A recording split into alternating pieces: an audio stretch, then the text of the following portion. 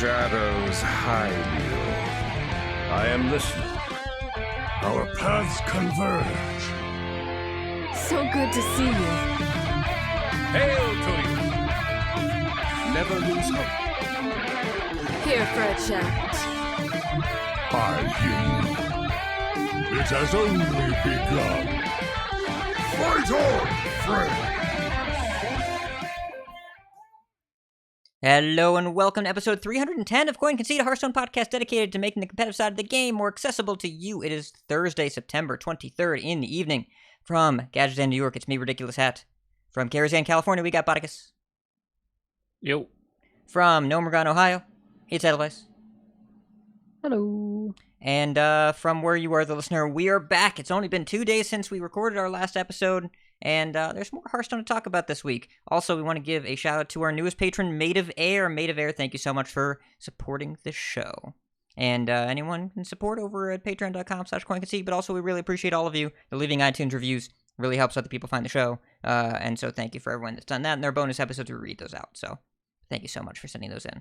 All right, so Life and Ladder, but we talked about both these things 2 days ago. However, on Tuesday, patch had just come out. Edelweiss, you got to play a little bit that day. I had played 0 games that day. Botticus played 0 games that day. How have the past couple days in the Hearthstone universe been? Let's talk about our experience here with the different formats before we even get into new stuff, because there's not as much news right now. This is going to be more about how do things feel, what happened in tournaments, and then, of course, Decksplanations. Well, I'll go first because mine's short, unfortunately, because I have not played since 2 days ago. My WoW 2's partner is leaving for 2 weeks in a couple days, so we've been pushing really hard to get our arena rating up because we made the commitment to really try to improve and get better at that. And outside of that, I've been sleeping a lot and been busy at work. So the times outside that I would be outside of the WoW playing that I would normally be jamming Hearthstone, I haven't had the time in 2 days, unfortunately. But I think I got a couple of games in with Quest Mage because I didn't know, because I had a quest to complete it. So Yeah. I did that, and then I won a couple of games, and including a game where a Warlock roped me every turn because they were upset that I was about to destroy them with Quest Mage, but I didn't. After I completed the quest, I didn't draw any of my draw cards, so it took forever to kill them because I just I just draw a card and then I didn't want to play my ignites because they weren't lethal, and because it means that it's less of a chance to draw any card draw, and then eventually they just kind of played minions. I'd use as few removal spells as possible and just save until I had enough to kill them from hand, and then they died. That'll happen. Yeah, I've seen very few Warlocks on ladder. Not none, but very few. We'll check in with you next week. They were hand lock with no quest. Oh. Interesting. I know that Matt was trying that on day 1 and then put the quest back in after 4 games because it's better than not running the quest. I don't really understand, but they were very upset that I was playing Quest Mage because they were roping every turn. So, I mean, I guess I get it, but Quest Mage is kind of a fact of life for as long as the cards that make Spell Mage a thing are still around. That's been a thing since they printed them in Ashes, even though it was bad for a year. But yeah, we'll check in with you next week. I'm especially curious about your Battlegrounds and Duels experiences after the nerfs go through, but we'll see. I don't know how much Duels I'm going to be playing because, as I was saying last week on the episode, they took away the things that, or they made the things that make battle or Duels enjoyable to me, they made them significantly rarer. So yes, I want to be doing the broken stuff. If I'm not doing the broken stuff, I might as well just play standard. I guess so. That's fair. And also, Atesh Bayrak, who is he's the Duels designer, at least the most visible person that works on Duels on Twitter, just posted and asked about what are some changes to passive treasures that we want to see, looking for feedback, and there were a bunch of responses. But the main question that I asked was, do you consider rarity balancing to be something that is like a permanent adjustment to these mechanics that you are happy with, or do you consider it to be a band-aid? Like, is this something that you would rather do than nerfing the cards? And I'm going to read the response exactly, because I didn't frame it as, like, this is a bad thing. I said, what do you think? And here's the tweet that we got back. Duels is really fortunate to have a bunch of knobs for tuning. Complexity that we deal with when it comes to tuning cards in general is the amount of lead time other supporting teams need, whereas moving pools and adjusting rarity requires far less. So most of the time, rarity is a band-aid. That they can just nudge things between pools very quickly and easily, whereas when they want other stuff to happen, it takes way more lead time, way more dev time. So it doesn't mean that they didn't want to do this, but the idea that I get from this response is that any more involved changes to duels are probably going to be, they're just going to happen less often, because I don't know how many other designers really have a hand in it. Atesh is the one that I've seen who's heavily involved in the balancing and the tuning, and he's always linked whenever Ixar has an AMA. So I don't know if anybody else is working on this balance stuff with him. So I wouldn't be surprised if it's something that just gets done less frequently, and I know as well that he's involved in Mercenaries. We might see an adjustment in the patch after Mercenaries or something else, but there's only one person that's working on this, then it doesn't surprise me that we see more rarity in pool movement as opposed to actual card rebalancing or other larger changes.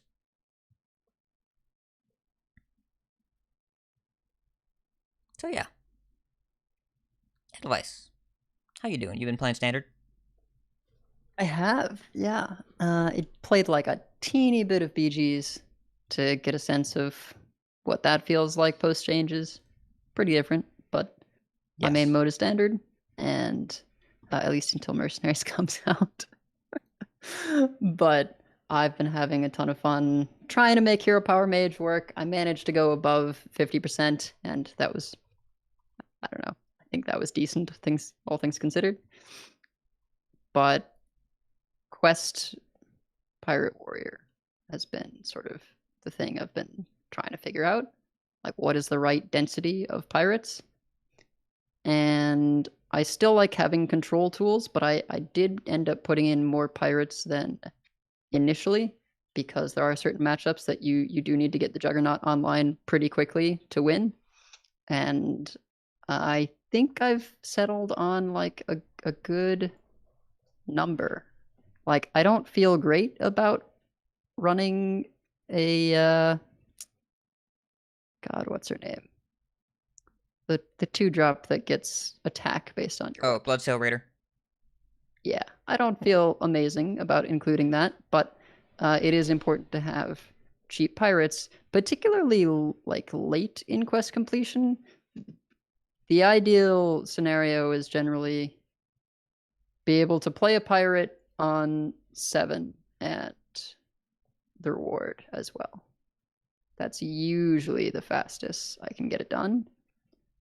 There's a lot of like weapons going on amongst all that as well, so usually I have them at pretty low life after all that. And I find that for certain matchups, it is still nice to have Rancor to clear the board, gain a bunch of armor. I've beaten Garrote Rogues just because they kind of have to make a very juicy Rancor board to draw through their deck, and you can actually out-armor their their combo.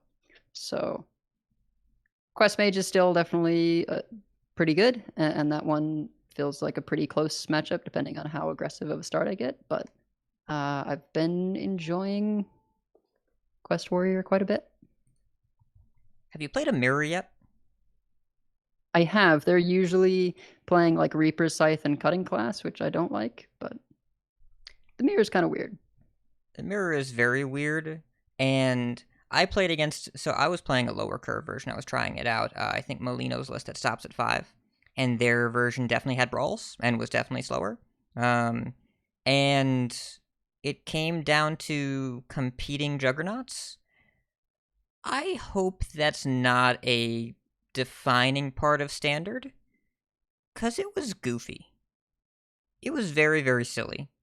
there were some turns where I got a Swashbuckler, they got a 2/1, and other turns where we summoned Stonemaul Anchorman, which is a very good free pirate, like very, very strong when that costs nothing and you start your turn with it. And hammer pings felt like relying on Knife Juggler for who wins, like the cannonballs, and also which weapon you get. Sometimes it's Whetstone Hatchet, and sometimes it's Bulwark, and sometimes it's Gorehowl. And I hope that competing Juggernauts is not something that we're going to be depending on defining the late game of Standard, because it was like, I enjoy that Warrior's good. I want it to be good, or at least I enjoy that it's something that people are playing and trying, and it seems like it has potential. The late game mirror experience feels like Galakron Priest, except you don't get to choose what you summon. And that's not... I understand that is a poor sales pitch for the experience, but I think it's pretty accurate. It's just not something that I hope comes up too much. Yeah, I think if they generally come down to that, that's not great. What I've found is it'll usually come down to who gets it first, and if you can sort of win the game before the other, like get your Juggernaut down first and have pushed more face damage, that kind of thing. Yeah, certainly it's been weird since I have more controlling tools, so there's other elements at play in terms of I have the opportunity to put down a heavy plate or something to gain back up. But yeah, I think I'm sure I'll encounter it eventually, and I don't enjoy the thought of, oh, I got a Gorehowl, wait, but they have Bulwark, so this Gorehowl is not as good as it would otherwise be. Like, that's just going to be a mess.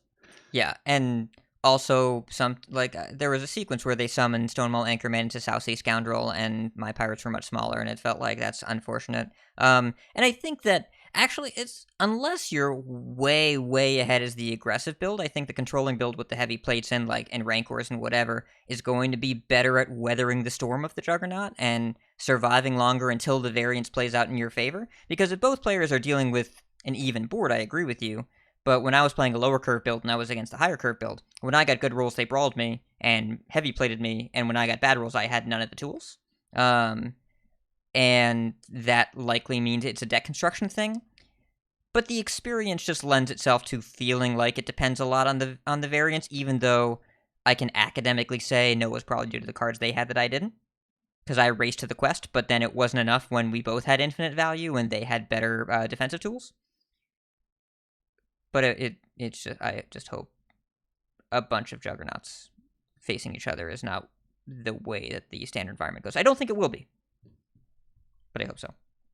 So you've been playing. I doubt it, and I think Edelweiss made a good point, because this happened a lot in duels, because I would play a lot of Juggernaut versus Juggernaut in duels, and even in a format as bonkers as duels can be, and as powerful as duels can be, it often felt like just whoever gets the Juggernaut first is going to be way far ahead of the other person, because all of your Juggernaut stuff is happening proactively, and then you're hoping, if you're the second Juggernaut, and you're kind of hoping that your stuff is able to catch you back up, and it feels like it has to do that every single turn.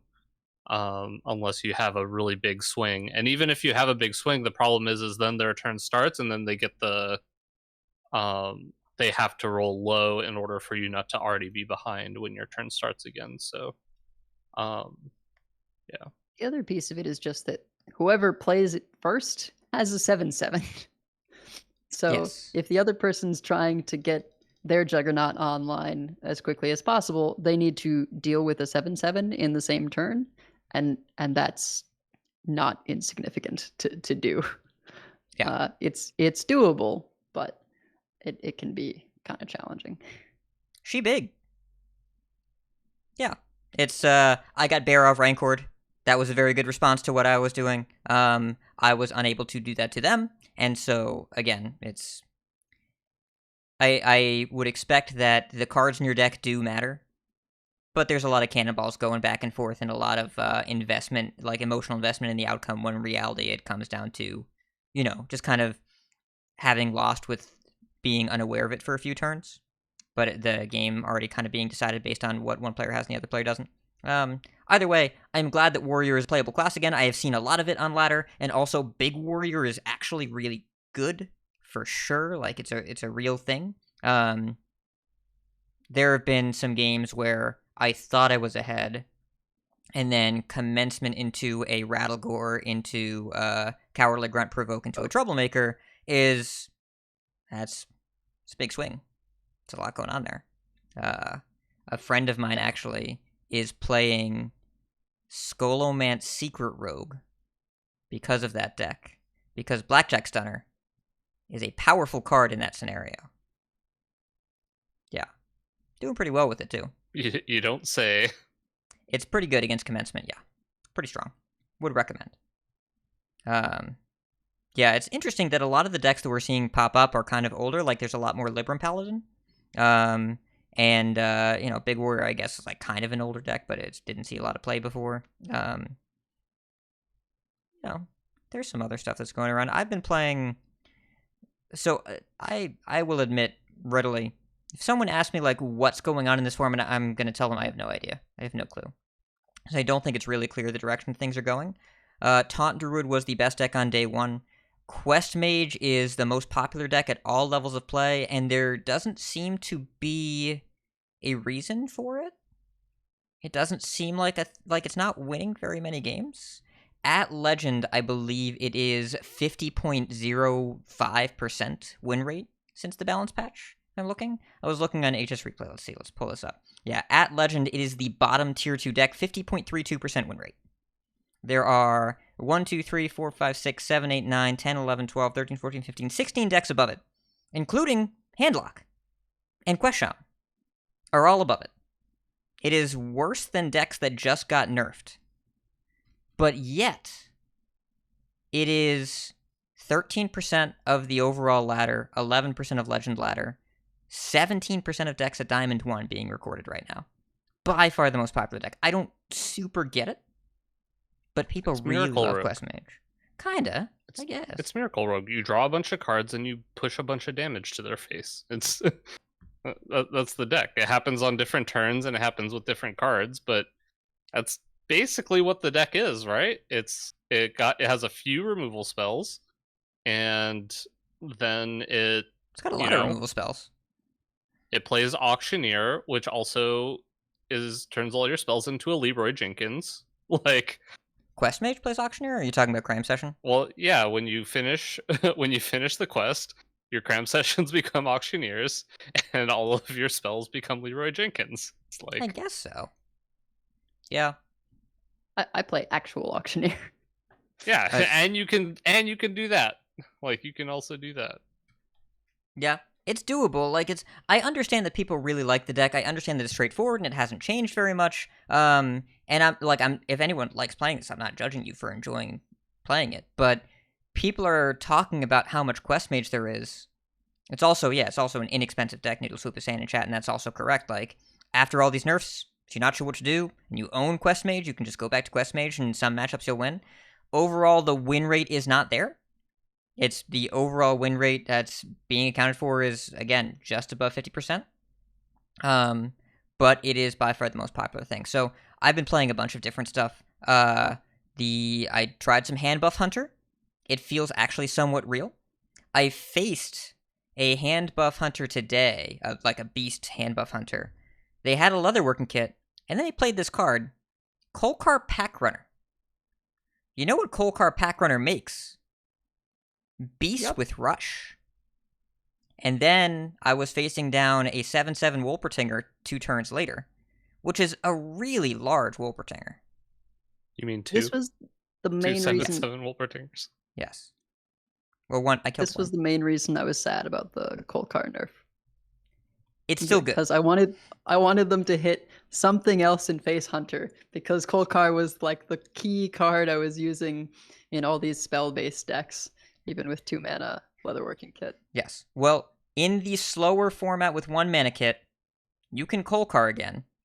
It feels quite strong, and the list that I was seeing does not run Barak Otobane. Curve's very low. It stops at 4. You draw enough. Kit is pretty ridiculous, but with Kolkar it's also very strong. And so I tried some of that. I tried some Hero Power Mage.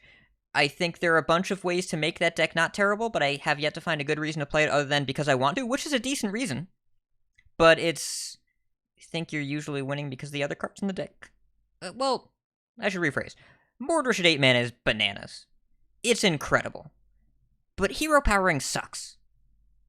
Like, it's paying 2 mana to hero power in this format is horrendous. Even if you're Warlock and life tapping, it's okay, I guess. You can dagger sometimes. But hero powering even for 2 damage or 3 damage, like, it's not that good. But Mordresh is unbelievable. So good. So, might be worth building around, but taking the time to activate it, like, yeah, you really need Reckless Apprentice to hit a bunch of things to activate the Mordresh for you, because you never want to sit there in hero power. So I don't know. The deck feels like Reckless Apprentice and Mordresh are the reasons you play the deck, and you need Wildfires to make that work. And the more of them you get, the less bad you'll feel about hero powering. Yeah. Like, there have been times in the past where I look at Soul Fragments. In Demon Hunter, you wanted the payoffs really bad, but you also were okay with Soul Fragments themselves. Like, it wasn't just Militia, Lapidary, and Mystic. It was that gaining life for free sometimes was cool. So you were willing to pay Soul Fragments. In Warlock, you kind of needed the life more, but the payoffs just weren't as good, so it wasn't really worth going out of your way for. And I think that right now the Hero Power Mage is much closer to the Warlock than the Demon Hunter. That the payoffs you get, they need to be sequenced pretty specifically, and they don't necessarily win you a lot of games. Like, it's, Mordresh is the Militia, and it's good. But I'm not sure that what Mage has justifies running it. But I don't know. People are still working on it. APX Void has a good list. But, APX Void winning with Mage decks that take that with a grain of salt, it doesn't mean that you will win with APX Void Mage decks. So, I've been playing a couple things. Death Rattle Demon Hunter was the first deck I picked up, and that deck's actually pretty good. The first game I played with it was against a Hero Power Mage. I played Skull of Gul'dan on 6, 7, and then Studies into Skull on 8. I did win that game. I was able to take that one home. It was close because I got Mordresh on 8, but then, even though my Illidari Inquisitor died, I killed him with a Felsteel Executioner because that didn't cost any mana because I played Skull. But so I climbed up and then got knocked back down quite a bit with it. The Rogue matchup seems to be dependent on drawing your Neophytes and Far Watch Post at the right time. And, it felt really good yesterday and not as good today. So I switched over to the Aggro Taunt Druid, and that deck feels absurd right now. I got a lot of really nice draws. If you get Oracle Valoon or Battle Guard early, it's pretty hard for a lot of decks to keep up. There were multiple Poison Rogues I played against where I would go Battle Guard Taunt into the next turn Taunt, and they would just concede on turn 3. So, nice Poison Rogue deck, idiot. That's what you get.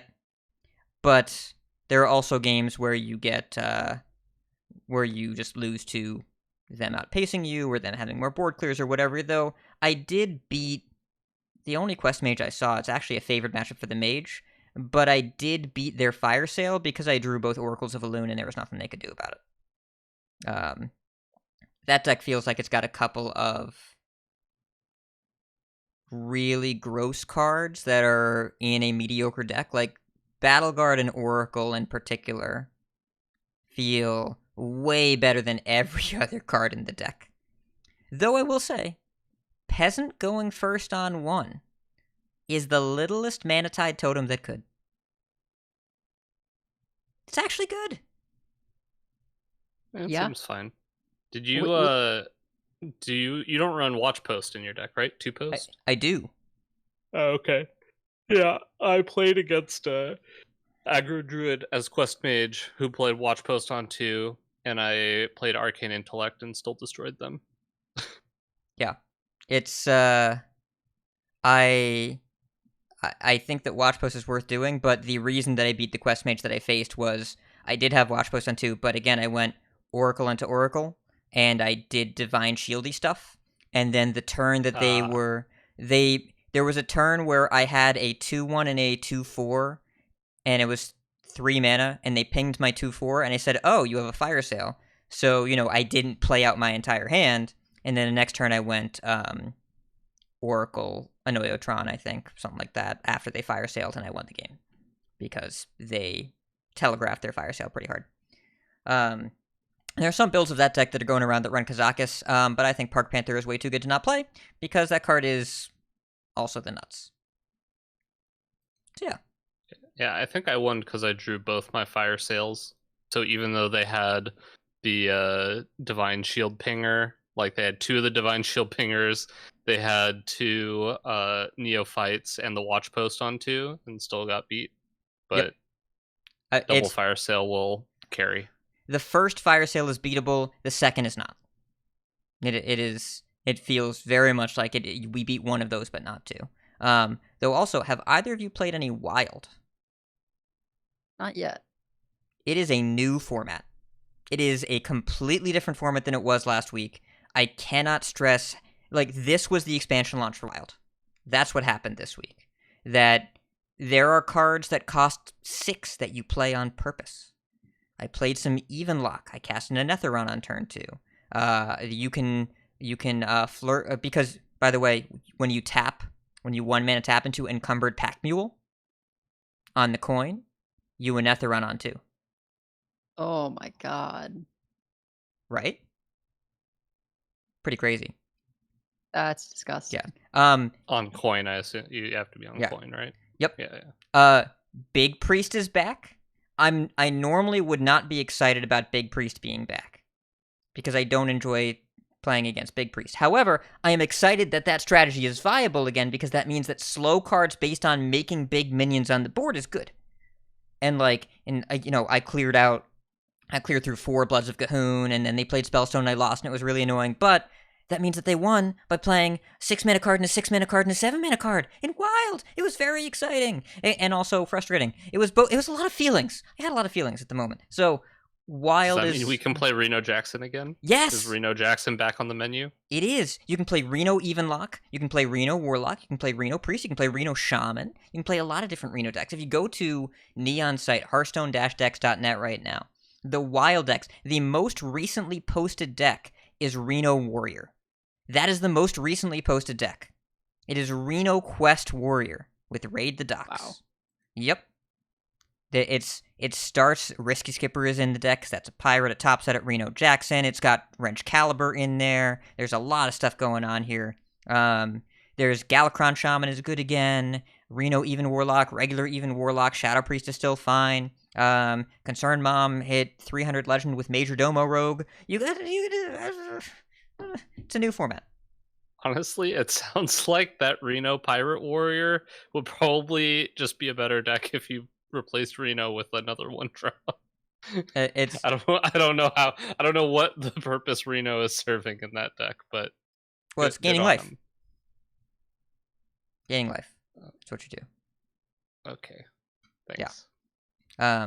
But yeah, there are so many more options again, and there was a lot of fear that when Warlock left, when Demon Seed left, that Pirate Warrior would be overpowered. But first of all, people started the entire format with 2 Galaka Crawler in every deck. But second of all, when you can play cards that cost more than 6, you can actually deal with the minion decks because you can play slower, more powerful cards that keep up with the minions.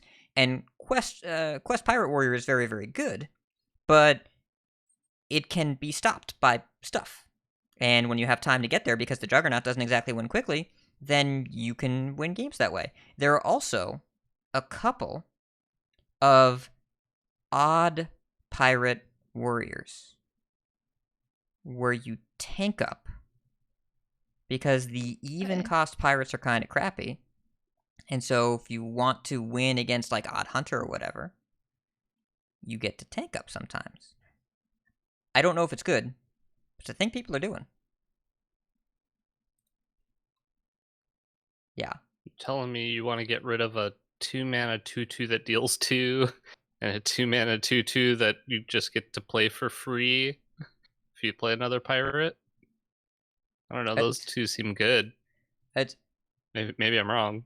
I don't want to play Odd Pirate Warrior. I want to play regular Pirate Warrior. I don't want to Hero Power. Enough. But some people want to do it, and they can now. Good. It's good for them. Right. That tanking up is a thing that they get to go back to doing. So I was pretty adamant that you don't need to view the format as being warped by Seed. However, undoing it makes it pretty clear the format was being warped by the Seed deck at the very least, and the amount of variety that's present in Wild now is so much greater. And you can still play Dark Glare.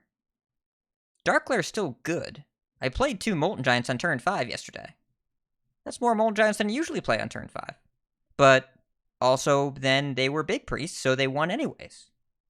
Like, it just feels broken, but the way you'd expect, not the way that it was.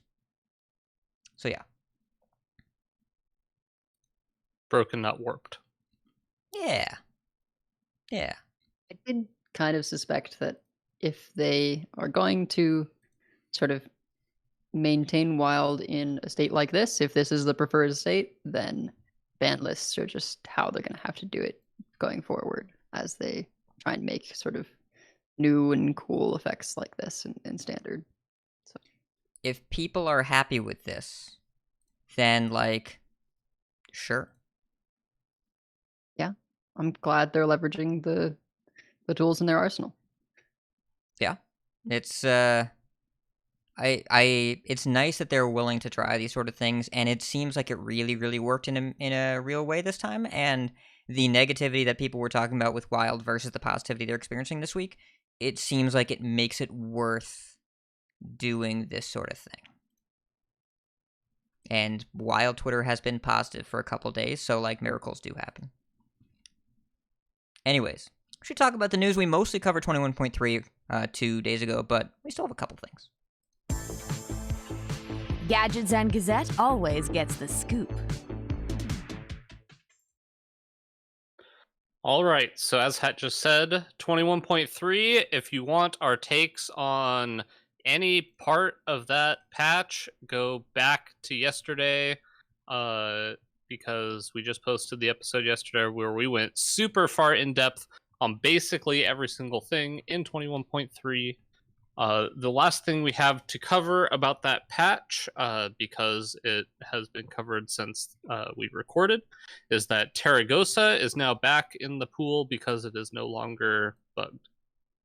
So you can play Terragosa in Battlegrounds again. I don't know if either of you have played many Battlegrounds lobbies with Terragosa on your board, but I have not, and I don't know. There's just not a lot of, like, in combat ways to buff it. There's Spawn of N'Zoth and Spawn, the dragon that buffs adjacent minions at start of combat. Which is a higher tier and harder to get. Yep. It feels hard to get. Dog posted a video with Eliza, which is fun, but also atypical, I think is the way that I'd phrase that. I think it's atypical. And I mean, sometimes you miss on your tier 6 minion, on your tier 5 golden. Yeah.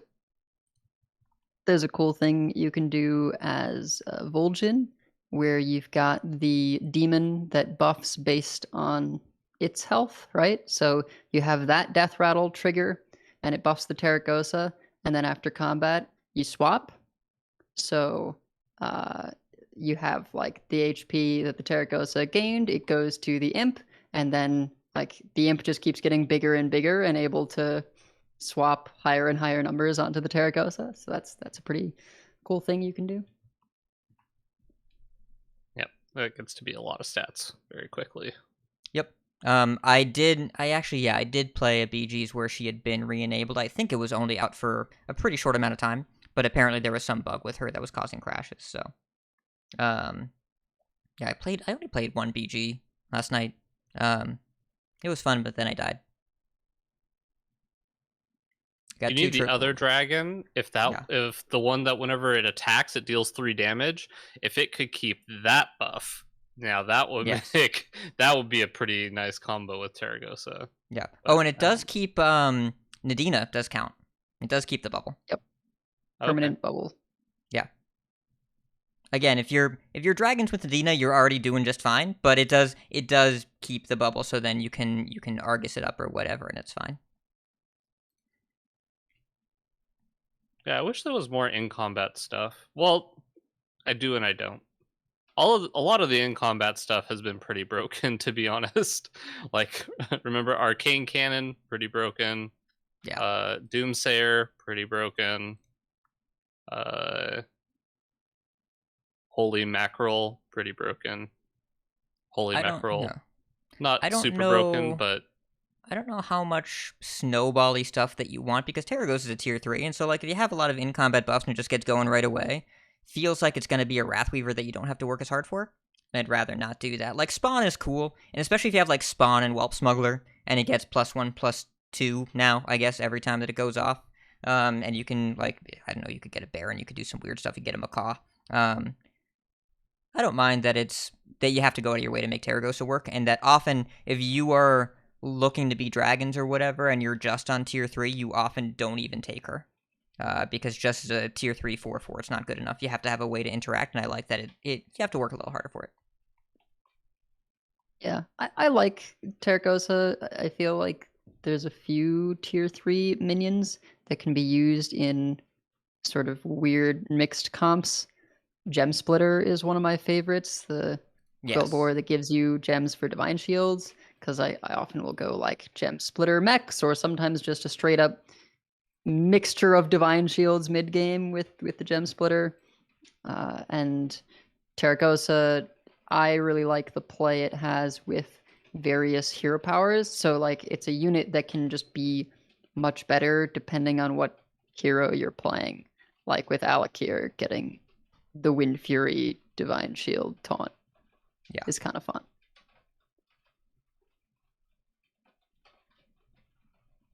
Yeah, I agree.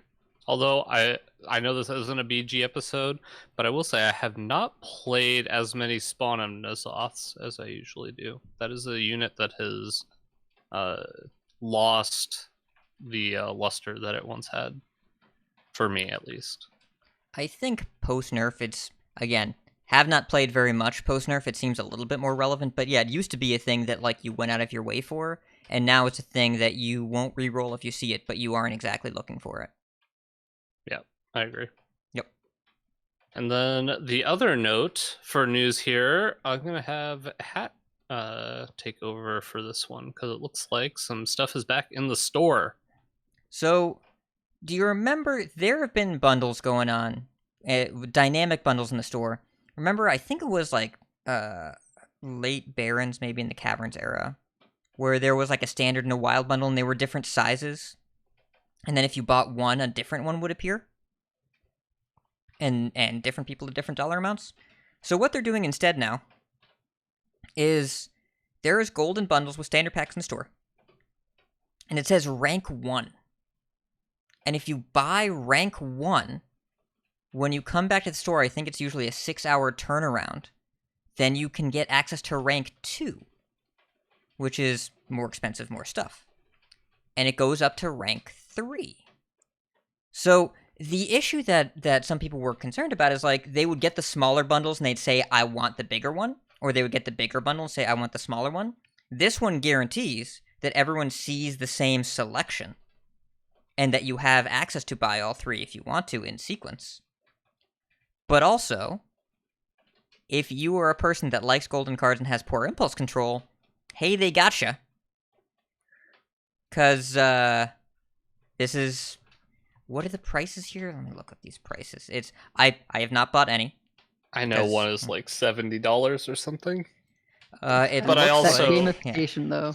Yeah. I also saw a Reddit post where somebody says that I honestly think that getting a golden collection in Hearthstone would be more expensive than the top tier gacha games. And it's like, I'm sorry, dude, you clearly don't play any gacha games, man.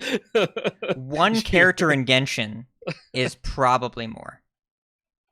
It depends on what level you want to get that character to, in a sense, or like what rank of that character. Like if you want to get like the maximum potential of the character, it's thousands of dollars, like multiple thousands of dollars, or like at over $1,000 easily. Just for one character that comes out twice a month. Yikes.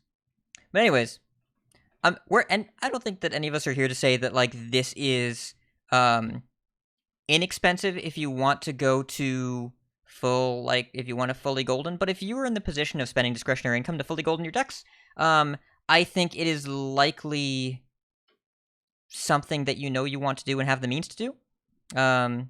So rank 1 here, which is 5 golden packs and a random golden legendary, is $20 US. If you get the second tier, rank 2, that is 12 golden packs and 2 golden legendaries for $50 US. And rank 3 is 25 golden packs and 3 golden legendaries for $80. Now, there is a standard and a classic bundle. So the classic is obviously classic format. The standard is a little bit more money, I think, but basically the same idea. And the standard bundle, if you are a mega whale, we tried to find a term for this in the Concede checks. We've got a couple golden collectors. If you own all the cards in standard, buy this bundle and sit on your glorious shiny packs. And then when the new expansion comes out, these transform effectively into the new expansion because of duplicate protection. So step 1, own all of standard. Step 2, buy and hold these golden packs. Step 3, open these packs the day the expansion comes out before you open your regular expansion packs, and you will exclusively get golden cards from the new set.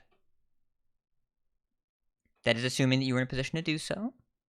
If you're looking for pure dust value, these are pretty good pure dust value. But also, if you don't care about golden cards, don't even open the store. Don't bother, because they're just here for people that have the means to do so and like shiny things.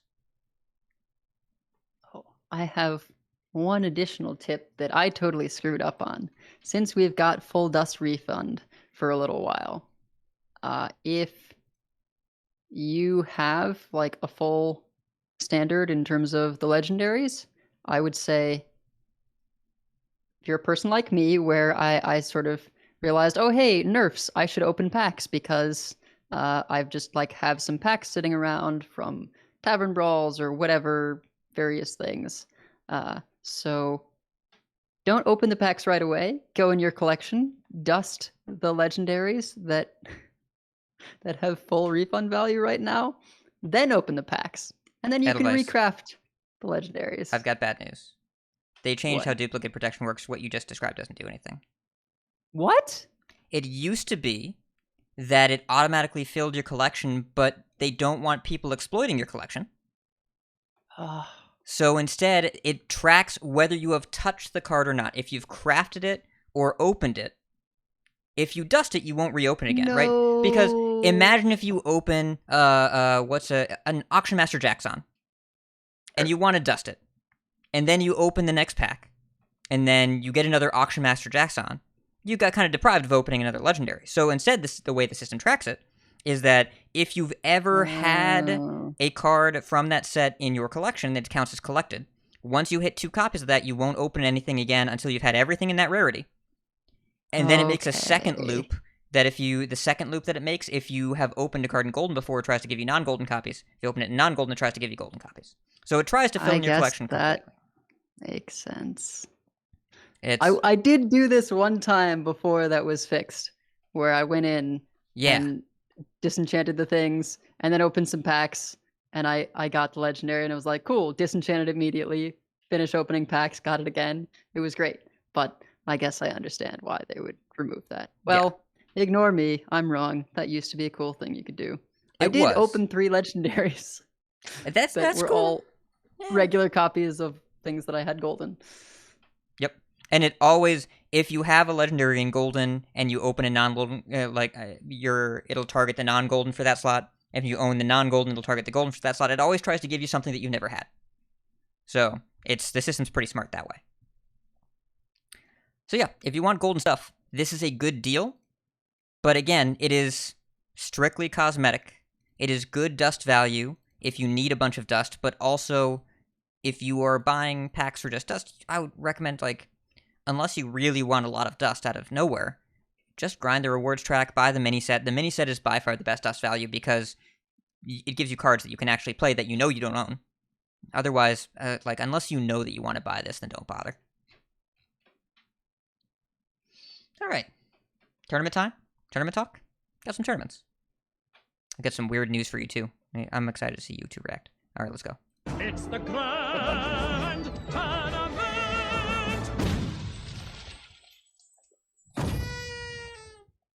All right, I'm going to give you the weird news first. So there's this site, Gamebattles. It is a new Battlefy equivalent owned by Activision Blizzard.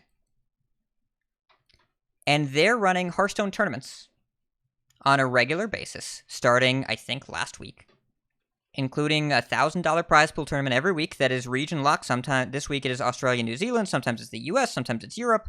There's actual real money involved. When you queue up, Donkey in our Discord talked about it and queued in it. When you queue up, the format, there is no format. You play 3 games with any decks you have in your collection. Does not matter what wins. Does not matter what loses. It's best of 3. Anything. Best of 3, whatever you want. You can play the same deck 3 times. You can play 3 different decks. Opponent doesn't know your classes. No submission of deck lists. Nothing. So it's adminless, basically. It's no, there are admins, Oh. but there's no format. What? There's no format. I don't understand. It's neither do they, I guess. It's Why basically the would same you as queuing do up this? 3 ladder games. It's just against the same opponent every time.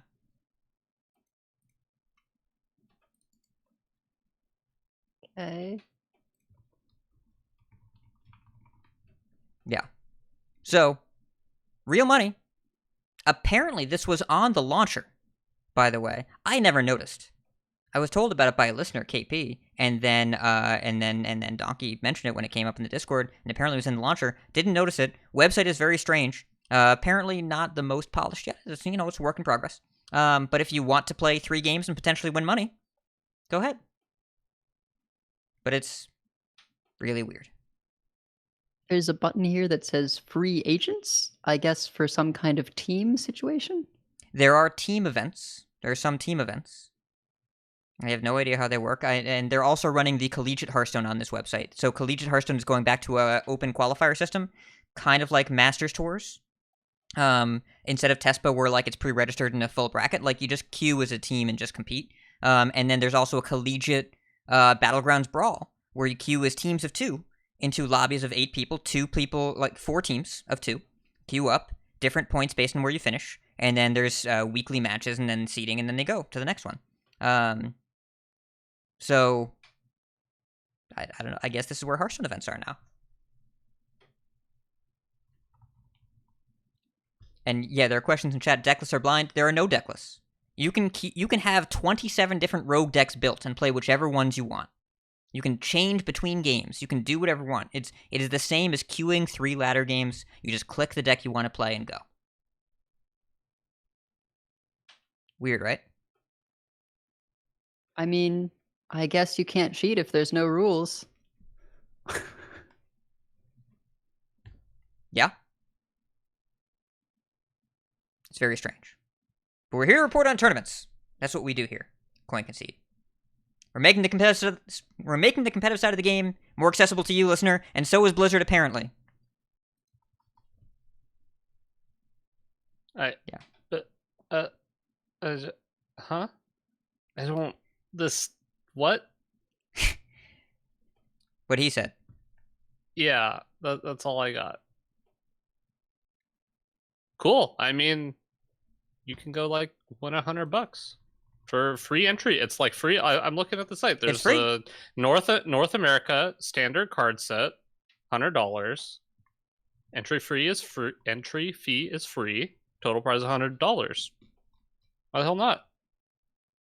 If you're into playing, if you want to play Hearthstone and get some money potentially. It reminds me of, oh god, what was the name of that site? Strivewire? Strivewire. Yeah, it reminds me of Strivewire, except that failed because I don't think it was sustainable. because they MLG. yeah Did yeah you say this that is this is MLG? I didn't. It's Game Battles is I believe the website is owned by Activision Blizzard, but yeah, MLG is the top level domain. It's gamebattles.majorleaguegaming.com. So it's MLG Corp, which also encompasses Game Battles. Will conduct tournaments. I'm like looking at the rules. Yeah, there are rules on the website. Like there's a structure here, just not to the gameplay. And they're all capitalized. All the rules. There's a very large portion of capital letters. Yes, very important. I think it's cool that exists and you can play this way. I will maybe give it a shot because it's like a casual way to maybe earn some money, particularly towards the beginning where there's fewer people. But yep. The tournament at 7 o'clock tomorrow night for the US players currently has 17 registrants, and it's for $100. So, like, I don't know. This is like an F&M, right? Like, this is like a Friday Night Magic. Totally. It's weird. It literally just has match setup. Add your opponent as a friend on BattleNet. Friendly challenge to your opponent. Game mode duel. I love they just the game mode is a duel. I don't know. Yeah, proof is a screenshot of victory page. I was gonna say they have to do screenshots. Yeah. No warm-up or practice games are permitted once the first matches happened. You cannot delay a match more than 5 minutes. But some of these rules, like, look at the under the connection issues. In the event that lag occurs, the game should be completed. Okay. Like, I guess that means don't try and restart the game, but also the game should be completed. If you're having issues, capture video proof before contacting support, and then if you leave prematurely, you forfeit. So, yeah, I mean, it makes sense. I guess so, kinda. But yeah, it's Ergopad in the chat is saying this is kind of the missing link for casual competitive, and yeah, I think that's a good way to put it. Like, this is clearly low stakes, and I would guess the quality of play is going to be somewhat uneven. But there's money on the line here, and if you want to just feel what a tournament can be like, I would say it's going to be uneven, and it is a very real possibility that it will only briefly be in its current state before the really good players from Latin America start playing in these, because a lot of cash cups are more popular to Latin American players because even a lower dollar value prize pool goes a lot further in Latin American countries. So you can actually eke out a pretty decent like side hustle from winning, $100 or $500 prize pool events. And you can have team names. Yeah, they have team names. Sly Boogie. That's the name. That's the name of this dude's team. Sly Boogie. This is kind of cool. Yeah. Honestly, I think this is just cool. Like, why not? Why go into super convoluted, rules and stuff on fairly low stakes, low entry tournaments? I like it. I do think there's missed opportunity to introduce people to Conquest as a format. Like, I think that is not too difficult to do, but it also does increase the complexity of the format a lot, so maybe this is just make it as easy as possible. I am also kind of confused at how region-locked it is. Like, there are Australia and New Zealand tournaments. This is North America. The New Zealand one is only a $50 prize pool. Yeah. And like the North America tournament, there's no Latin America. Like, we're all on the same server. So it's kind of silly to me that's how that works. Yeah. I just assumed that was a America's server in general, but I guess maybe in terms of legal prize distribution, it's not actually that way. Although that suggests that it still includes all of Central America. It's technically North America. Like, it's They're not also a separate putting continent. on qualifiers. The United and Stormwind qualifier. Like actual qualifier? According to the site, in tournaments, the last tournament on Friday, October 8th is a United and Stormwind qualifier. Has 73 people in it. It says team size 3. Oh, so does it say Collegiate Qualifier?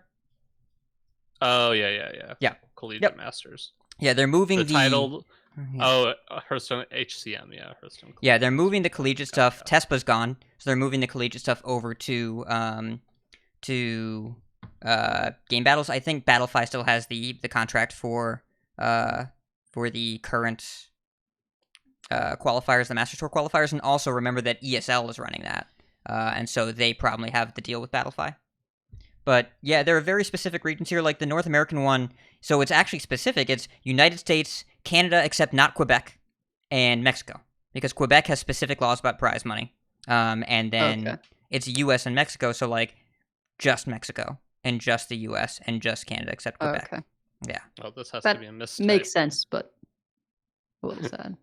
This one's definitely a mistype. The free entry fee $1,000 tournament for Australia and New Zealand. No, they did a free $1,000 tournament for North America last week. They did it last week for the US. It's cool. They're just actually doing this. Huh, this is sweet. I mean, I agree with you that like it'd be better if it was Conquest, but that's probably a lot more like overhead on trying to just get people to enforce something like that when the site's pretty new, and like you might be having a bunch of newer people that might not understand it as well, because like HCM it specifies that it's obviously going to be Conquest, but all these other ones are just kind of play whatever. But also, if you don't own 3 different decks, then you can play in this. Like if you only own Quest Mage, go nuts, go ahead, you queue up your Quest Mage.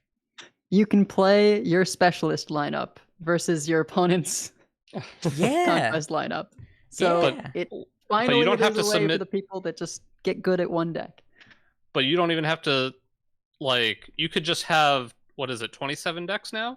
Yes. You could just have 27 decks and choose three different decks, right? Yeah. Like you could have 27 decks in there, and then based on what your opponent plays, you could just choose any one of 27 decks. That's kind of crazy. Well, and there's no edges to be had because they also don't have a restriction. So it's not like you know what you're going to be queuing into next. You can't really counter queue. You don't know what's in their deck.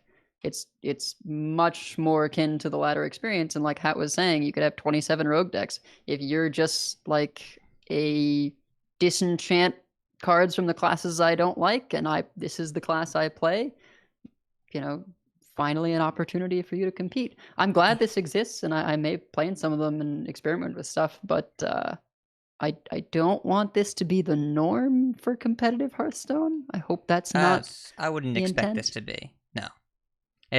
And Donkey said they played in the EU one. They got second, $350 just like it just happens, and apparently the 1K ones are 2 days. But like, sweet.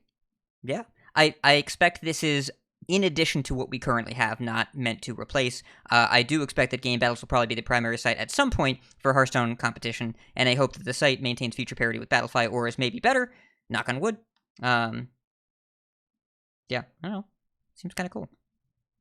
Well, it's nice to have an option as well of, hey, I don't think I'm realistically going to make it to Masters Tour, or I don't want to put all this work into qualifying to the Masters Tour, and then I don't make it in the money at the Masters Tour. Like, it's a pretty laborious process, a lot of time investment for not necessarily that much return. Whereas these, it's like you go into it, and if you land in the top cut, like you make some money, guaranteed. So that's much more appealing to a certain population of people that may well include myself, to be honest. Yeah. This feels like a great option for people who want to get into tournaments but wouldn't want to do like a qualifier because they haven't ever done something like that before. I could definitely see myself if Hearthstone was a new game for me and I wanted to do tournaments, but I didn't want to like kind of like mess up or not really know what I was doing going into a qualifier tournament. Like just queuing up for one of these and just kind of saying, I'm just going to try to learn like how to like interact with my opponent, like the proper procedures, and have it like not matter as much, right? It's not as I feel like qualifiers are much more rigid is the word you're looking for. Rigid right? and serious. Like Yeah. it feels way more serious, and like I'm sure there will be people who are seriously playing in this because obviously there's money on the line. But I don't feel like it's as big a deal to like make a small mistake or something in something like this. Whereas like I'd be worried about accidentally queuing the same deck twice or something in like a qualifier or something like that. Yeah, and if you just want to know what it feels like to play in a tournament match, but you have no pre-existing knowledge, you don't have a helpful friend to guide you through, like, what is Conquest, and you don't know what happens if you accidentally have the wrong card in your list, all of those administrative overhead things are just kind of sidestepped here. So, I don't know. It's weird. Donkey described it as, like, playing in a tournament 6 years ago, but at the same time, maybe going back to the basics is a good idea. We'll see if they get any traction. But there's other stuff too. Masters Tour Stormwind is in a month, so be ready for that. We talked about Collegiate Hearthstone already and the Battlegrounds Brawl. There is... So Grandmasters, we've missed a couple weeks of that. Just to give you an update on the standings, Frenetic and Gabby are leading EU. Monsanto and Nalgadon for AM. And Possessi and Give Please for APAC. It's confirmed we have a couple more Grandmasters that have committed to resigning. Tiz, T-I-Z-S, not Tice. Tiz, I don't know how to say it. All capitals, T-I-Z-S. And Blitzchung are all retiring after the season of GM. They're just moving on from the game. There was also one of my favorite videos that HS Esports has done. Darrock does a top 5 moments every week, but instead, he did a bottom 5 moments last week of Garrote Rogue missed lethals, which was very enjoyable because, boy, there was a lot of it. Whole lot of those that happens. I mean, it's very difficult to play Garrote Rogue optimally. I actually stopped playing the deck after a few days with it because it was so unpleasant to keep track of all the different things. It's so taxing to play. I'd rather play something that didn't need quite as much work to get results. But still popular deck this week, and, the GMs have put in a lot of hours on it. Qualifiers. Well, qualifiers are going right now. We're going to do that thing where I look at the current qualifier currently. And we have a question in the chat while I'm looking. Was there any info in the time zone debate for Stormwind? There was a lot of backlash, but I didn't see anything about the time changing. I think that the time that they picked is just how it is. So, no updates there that I was able to find, but we will keep you updated if that changes. So, the current qualifiers, remember that is a brand new meta, and I always like to just peek in while the show is going. There's one qualifier in Asia that started. The number 1 player here, let's see, Gregor Usel, playing Poison Rogue, Death Rattle Demon Hunter, and Doomhammer Shaman with no quest. Fascinating. Mega Gliscor is playing Control Warrior, not Big Warrior, no commencements, Control Warrior, Alignment Druid, and OTK Brute DH. And our buddy Ron Mexico here is playing Fell Demon Hunter, Face Hunter, and Garrote Rogue. There is a lot of options here, but this is kind of the direction as well that most of the players in Grandmasters this week went. They went with stuff that was a little bit more reliable.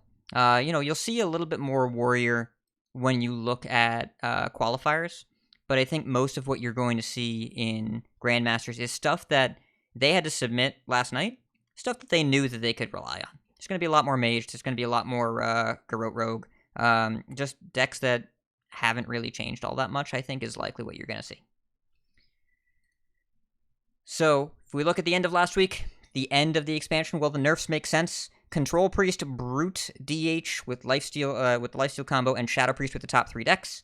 There were a lot of Rogues and Warlocks that also won in addition to those decks. A few Shamans, a couple Mages and Warriors, but Control Priest and Lifesteal DH and Shadow Priest were by far the top 3, and Brute Lifesteal DH was actually the most commonly banned, with Shadow Priest right behind it. As far as ladder, who knows? I have no idea. like absolutely no clue. We're figuring it out as we go, but initial stats just are barely starting to come in. On day one, it looked like Taunt Druid was the best deck, and now we're seeing the rise of things like Death Rattle Demon Hunter and Paladin decks are doing okay, but there's no real clear answer on what's performing. So we'll hopefully have more of that for you next week. But for now, I think we can go into Decksplanations. Let's go.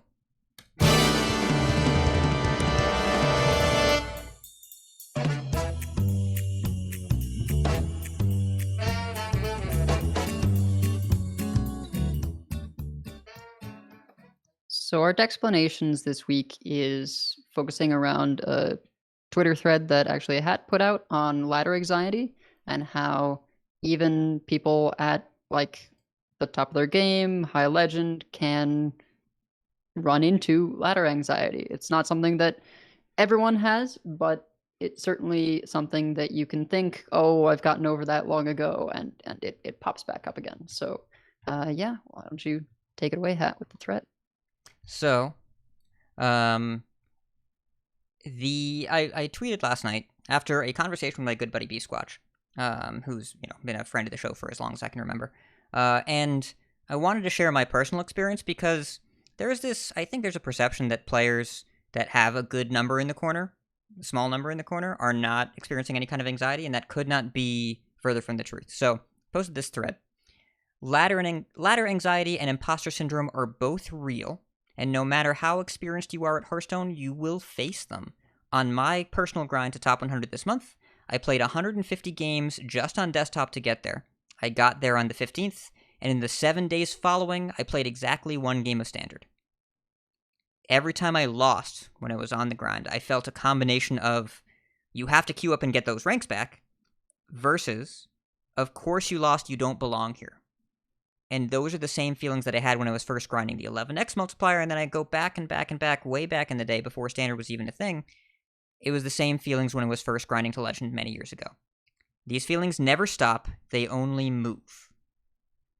In reality, nobody was asking me to prove myself as a good player. It was entirely my emotional projection onto the game, and as usual, it overlapped with real-life struggles. I was looking for validation from the game, which is always a bad idea and a one-way street to unhealthy behaviors. I broke out of it, I played some Standard, it was fun, I won more than I lost, but the important part for me was getting used to it and making sure to acknowledge that these aren't new feelings, and it's not about the rank, it's about me no matter what the number in the corner says. And I posted this yesterday, and even since then, I fell out of top 100 briefly today. It did not feel very good, and then I queued up and I got back in there, but it was all about kind of letting go of the idea that I needed to be in there and familiarizing myself with the territory. That if it's something that I trust myself, if I'm playing at a level where I feel I can be confident in my play, and I know that I am capable of playing at a certain level, then the rank doesn't feel like a possession so much as an indicator. And that's a healthy place to be, but I haven't been in that spot for a lot of the past 6 weeks. I've been in a place of needing that rank to be a possession, needing that rank to mean something to me personally, and that's when I found that the ladder anxiety was flaring up again. And there were a lot of responses and replies to this from other people that indicate this is a pretty typical thing, including Language Hacker says that he still gets anxiety playing this game to this day.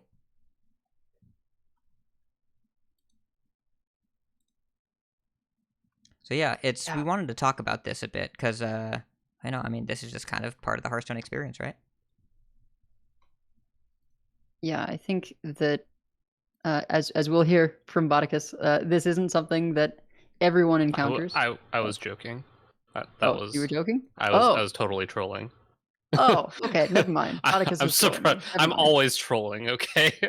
We both bid on that, and you didn't clarify. Value. Yeah, we both believed you. How could you? We were talking in our pre-show chat, and Edelweiss like, oh yeah, I totally feel this too. We'll have to see if Botticus does, and he said, I have never been anxious in my entire life, and it turns out that we are both finding out right now that was apparently not true. I'm anxious a lot. Feel like it happens to most people. I would say it's just varying degrees, yeah. Different outcomes. hearing the line said, "I have never been anxious in my entire life," it sounds more sarcastic now, and now I feel it. But reading it, I was just like, you got to read it in my Spartacus's voice. confidence. Yeah, I guess I could see that. No, when you read it in my voice, it becomes much more of a troll. Yeah. Well, would you like to share, Spartacus?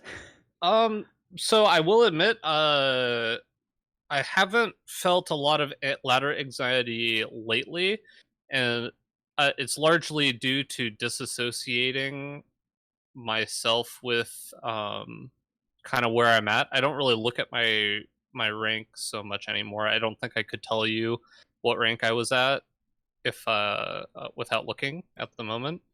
And so like I've stopped queuing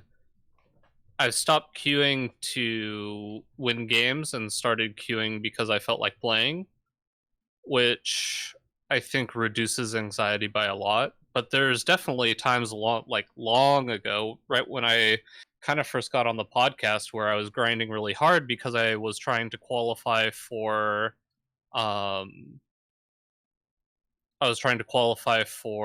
like a Masters tour or whatever the heck it was back then. I don't know what it was back HCT? then. But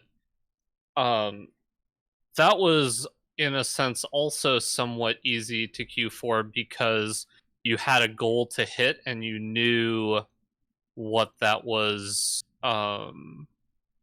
Like it wasn't a matter of, oh, what if I queue and lose? It's if I don't queue and win, then I don't achieve my goal, period. I have to be a higher rank, so I have to queue, and the only way to get a higher rank is to queue and win games. So but it does definitely, like, you still get the feeling, right? The feeling of like, what if I queue and lose?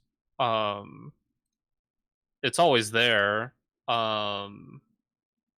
But it, to me, like, coming to the realization that in order to feel like you deserve to be in a spot, you need to, like, focusing on it more of a instead of playing the games out, you're playing to improve no matter what rank you're at, and focusing on, regardless of win or lose, the goal is to improve. That's, I feel like, the easiest way to kind of get rid of the anxiety, but also recognize that sometimes the anxiety is there for a reason, because you know that you're not learning anything when you're queuing sometimes, because you're either on tilt or you're just having a bad session, you're not focused. And in those situations, it's correct to not queue up. And so just trying to give yourself breaks, trying to focus on your mental state during a lot of this, and understand where the anxiety is coming from, and do your best to logic it out, even though anxiety is very illogical. I think goes a long way for me, at least. And doesn't always work, but coming back to it after a day and realizing what it was and giving yourself time to manage the problem, I think can help out a lot of people if you're struggling. Yeah. Talking to people too. Talking helps. It does. No one, like, this is not something that only one person experiences and everyone else like, no, I just queue, it's easy. Like, it's literally everyone in the world goes through, or like, not literally, the vast majority of players go through this. Though you're not wrong that, like, if there's a goal, just queue up and play bot, but something I noticed that I would do when I was at like 150 and going for top 100, I would play a game, and then if I won, I would close the client. Because getting closer is getting more real, I would just close it. But if I lost, instantaneous queue, and get back in there. Because, like, part of it is you got to get back, and part of it is like, I can't believe, just the negative feelings that come with the loss. But winning makes it more real and gets close to the idea of, like, this illusion is going to dissipate the closer I get to it. And so I can't stay in the client or else something bad's going to happen to me. That's the idea. Or even worse, you win 3 in a row. You're like, oh, I'm on a streak. It's going to end at any point. I don't want it to end. I just stop. Just cut it. Just cut it But off. then, but Like, then 7 minutes very later, real. I relaunch the client and press play again. Yeah. And I forget to turn on chat again, and then I have to go and, like, even with the chat settings, where you're like, you'd think you'd just be incentivized, just keep playing more. I couldn't handle being in the client for more than one game at a time. And when I finally broke into top 100 last week, again this month, I played pre-nerf wild instead of queuing up more standard. Even though, like, I still think the pre-nerf standard was fun, pre-nerf wild was... I'm not going to say that I didn't have some fun with it. I'm going to say that that format was a little troubled. I think as we realize that it's been, fixed. But I would rather do that than face the emotional risk of falling out of top 100 when I needed my rank to stay that way. And instead of doing what you said, which is getting used to the idea of playing at that level, which makes it so much more normal that, like, if the water is too hot and you say I just won't swim, just get in, you'll get used to it. But easier said than done. But also having a firm understanding, this has happened a lot because WoW Arena is actually very similar to Ladder, except it's all just a legend gradient scale that you're going on. And it's like BGMMR, right? Like, it's the same sort of thing. Yeah, and so, like, we play a lot, and it's much easier when you have somebody else you're queuing with, because you can kind of support each other a lot. But understanding, like, there's times where we win a bunch of games in a row, get to a higher rating that we haven't ever been to before, and I'm just like, I think to myself, like, okay, I don't think we are necessarily this caliber of player where we're at right now. I don't think we're quite there yet. We're capable of playing here when we're playing really well and we're doing what we need to do. But if we fall back a bit, it's very normal to have the swings go either way. And it honestly surprises me how big our swings go. But just having that understanding that you're going to have swings in wins and losses, and understand that it's going to be way more than you think it can be sometimes. Like, it's perfectly normal to lose 5 games in a row. It's going to happen. It's going to happen pretty frequently, but it's also going to happen that you're going to win 5 games in a row. And once you figure out, like, where your skill level is, but always trying to improve that skill level, it's going to feel a lot more normal to want to queue, because even when you lose, you're like, okay, well, maybe I wasn't really supposed to be where I got to. But that's okay, because I know that I have the skill required to get there. I just need to improve it so I'm more consistent. Because at the end of the day, it's not about